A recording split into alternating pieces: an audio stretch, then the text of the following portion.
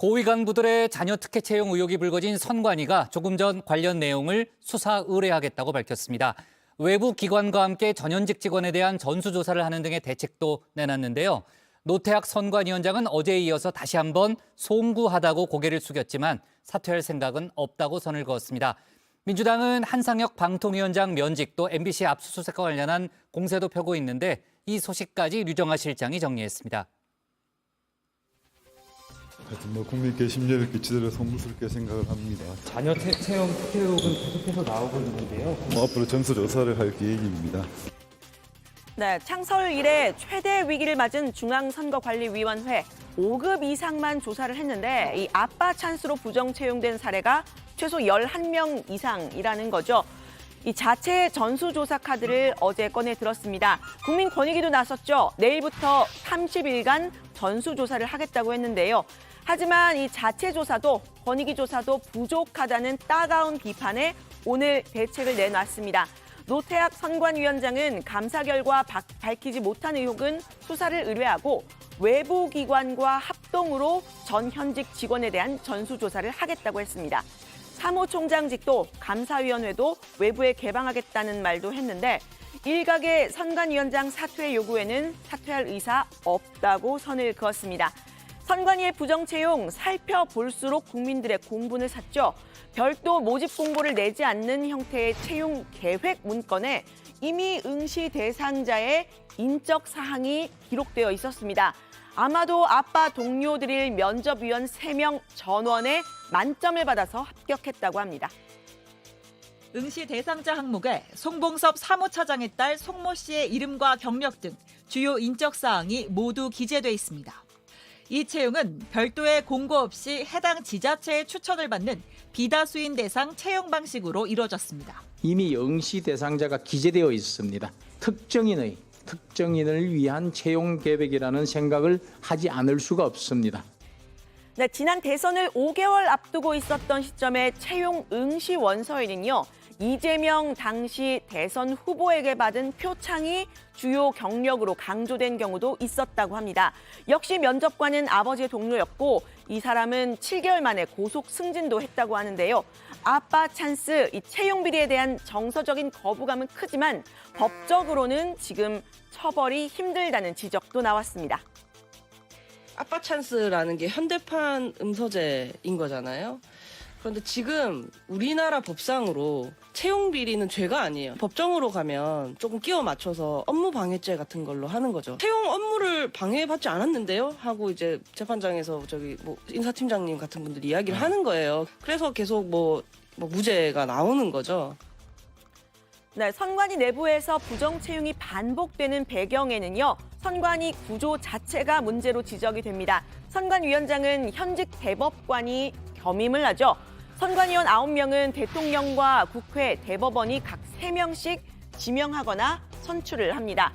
보통 사무총장이 승진하는 이 상임위원 1명을 빼면 모두 비상근이고 선관위의 외부 인사들인 건데요. 결국 실세는 선관위 내부에서 승진을 해서 올라온 이 상임 선관위원과 또 사무총장, 사무차장이라는 겁니다. 헌법상 독립기관이라는 이 선관위 특유의 폐쇄적인 구조가 문제라는 지적이 나옵니다. 35년간 내부 인사가 그냥 자동으로 승진하는 거거든요. 예. 사무총장 2명 중에 한 분이 사무총장이 되는 관례. 위원장은 이를테면 비상근이니까 계기인 거고 예. 주인은 선관위에 있는 선관위 직원이 고위직으로 올라가면서 그냥 그들만의 리그가 된 건데 네, 비상근인 선관위원장의 문제도 좀 드러났던 바가 있죠. 지난 대선 때 주말 사전 투표 때 선관위원장이 출근을 하지 않으면서 이 부실한 투표 관리, 일명 소쿠리 투표까지 있었습니다. 존경하는 국민 여러분, 미흡한 준비로 혼란과 불편을 끼친 점에 대해 위원장으로서 책임을 통감하며 국민 여러분께 진심으로 사과의 말씀을 드립니다. 네, 선관위의 부정채용 문제 자체 감사로는 거르지 못한 것도 이 문제의 원인이라는 분석이 나오는데요. 지난해 김세환 전 사무총장의 아들이 특혜 채용 논란이 불거졌는데 선관위가 이거 문제 없다는 결론을 내린 사실이 드러난 겁니다. 선관위는 사무총장 자체 청문회를 할 거다 이런 보도가 나왔지만요. 실효성에는 의문이 제기가 됐습니다. 일단 선관위 같은 경우에는 독립적인 헌법기관이기 때문에 자체 감사를 수행을 하는 것에 의존할 수밖에 없거든요. 통상 외부자 위원들이 많이 들어가 있는 감사기구가 작동을 안 할 경우에는 정보를 제대로 접근 안 줬을 경우가 많거든요. 정보 접근권이 많이 제약돼 있었을 것 같다. 네, 국민의힘은 이번만큼은 외부 감사 내지는 수사가 필요하다 주장을 하고 있습니다. 노태학 선관위원장 일단 사퇴해야 한다고도 했는데 결과적으로는 이 선관위가 수사는 의뢰하고 사퇴 요구는 받아들이지 않은 셈입니다. 선거를 관리하는 기관이 내부에서부터 부패하며 썩어 들어갔습니다. 선관위의 신뢰성과 공정성의 훼손은 국가의 근본을 무너뜨릴 수 있는 위기 상황입니다. 부디 뼈를 깎는 자성의 노력을 먼저 보이십시오. 노태학 위원장의 사퇴와 감사원의 감사, 검찰 수사가 그 시작이 될 것입니다. 네, 민주당은 역시 이 선관위의 부정 채용 관행 바로 잡아야 한다라는 입장이지만요. 정부 여당의 이 선관위원장 사퇴 압박은 내년 총선을 염두에 둔 선관위 장악 시나리오라고 주장했습니다. 선관위 장악을 위한 국정원의 서버 점검 요구에 이어 선관위 사무총장, 차장을 압박하여 사퇴시키더니 노태학 선관위원장까지 사퇴를 압박하고 있습니다.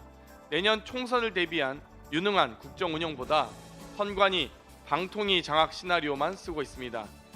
네, 들으신 것처럼 민주당은 이 노태학 선관위원장과 한상혁 전 방송통신위원장을 한 묶음으로 생각하고 있는데요.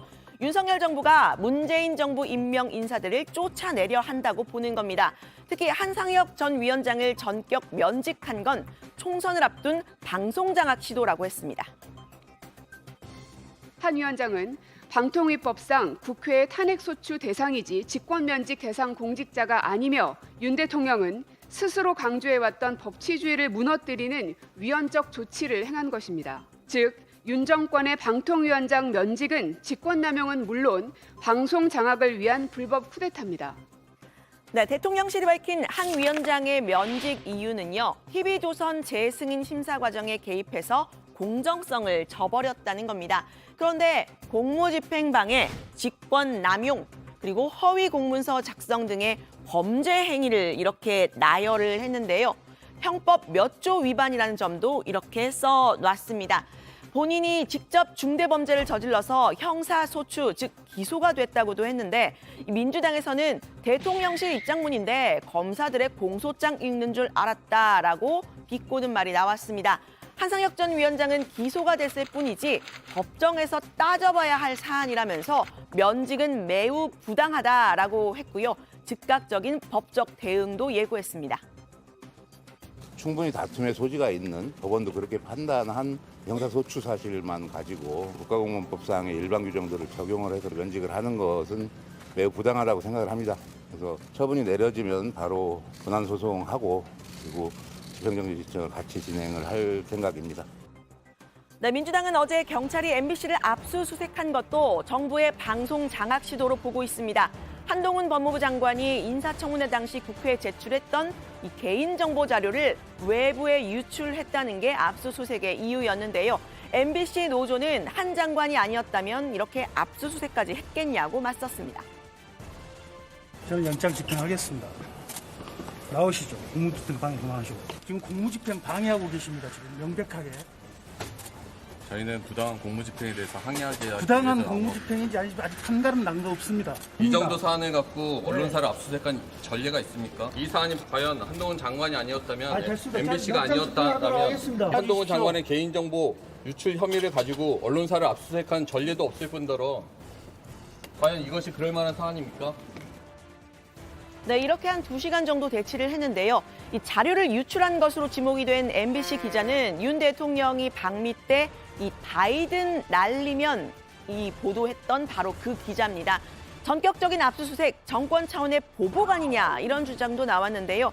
관련 질문에 한 장관은 경찰 수사 소식을 보도를 보고 알았다면서 본인은 피해자의 입장일 뿐이라고 했습니다. 저는 피해자의 입장이기 때문에 거기에 대해서 제가 더 상세하게 말씀드리기는 적절하진 않을 것 같습니다만 어떤 누구를 해코지하기 위해서 불법적인 정보를 유포하고 그걸 악용하면 안 되는 거는 누구나 동의하지 않겠습니까? 네, 일국의 법무장관이 스스로가 피해자다 이렇게 주장을 한 건데요. 이 발언에 대해서 이 한 장관과는 악연이라고 할 수 있는 김의겸 의원이 피해자가 아니라 뿔테 안경을 쓴 깡패라고 말을 했습니다. 윤석열 대통령이 수사권 가지고 보복하면 그게 깡패지 검사냐 이렇게 말하지 않았습니까? 이거야말로 전형적인 깡패 짓이죠. 저는 뭐 깡패가 안경 쓴 깡패는 못 봤습니다만은 네. 한동훈 장관은 정말 검은 뿔테 안경을 쓴 깡패다. 네, 경찰은 이 MBC 직원들과의 대치 끝에 보도국에 들어갔는데 빈손으로 나왔다고 합니다. MBC 기자들은 압수수색이 사실은 수사를 위한 게 아니라 MBC를 포함한 다른 언론사를 향한 본보기성 메시지를 던진 거 아니냐라고 얘기를 했는데요. 현 정부 여당의 비판적인 보도를 하는 언론사는 이렇게 될 수 있다. 또 이 정권 실세의 한동훈 장관의 심기를 건드리면 이렇게 될 수 있다. 이거는 현 시국뿐 아니라 길게는 총선을 앞두고 정부 여당에 대한 비판 보도를 위축시키는 효과를 노린 게 아닌가. 네, 과잉 수사 아니냐 이런 지적도 나왔습니다. 한 장관은 민주당이 그런 말을 했느냐라면서 민주당 비판 모먼트 놓치지 않았는데요. 과거 채널A 사건 때 검찰이 압수수색했던 사례와 비교했습니다.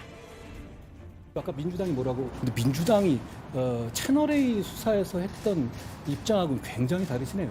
민주당은 우선 지금 이 일에 민주당이 관여한 것은 없는지 먼저 점검하셔야 되는 것 아닌가 싶습니다.